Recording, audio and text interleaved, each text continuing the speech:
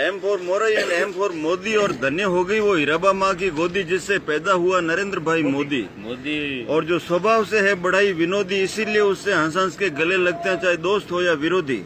और जो माँ के चरणों से मांगता है सद्बुद्धि और मन की शुद्धि, और 56 इंच जिसके सीने की परिधि, इसीलिए सर्जिकल से पाकिस्तान को बना दिया पिद्दी। और आज चाइना भी बात कर रहा है सीधी सीधी। और जो राष्ट्रीय हित में बन जाता है बड़ाई जिद्दी, और नोटबंदी से काले धन को बनाता है रद्दी, और योग रूपी औषधि से मिटाता है आदि और व्याधि, चाहे दादा हो या दादी, चाहे भैया हो या दीदी, जिसका मिशन है कि पूरा इंडिया रहे हेल्दी और वेल्दी। और हर घर में आवे रिद्धि सिद्धि, नौ निधि, सुख समृद्धि, और व्यापार में होती रहे वृद्धि, और भारत की बढ़ती रहे प्रसिद्धि, और सुहागन के हाथों पर रचती रहे मेहंदी, और अमर रहे माथे की बिंदी।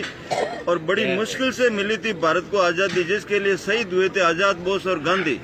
फिर भी डर डर के जी रही थी सरहद के गांवों की आबादी, और राजकोष की हो रही थी बर्बादी, और भ्रष्टाचार की चल रही थी आंधी।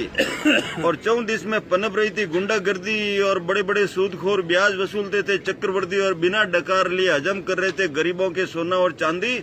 उस विकट घड़ी में जय माता दी ने नरेंद्र भाई मोदी को सौंप दी पीएम की गादी।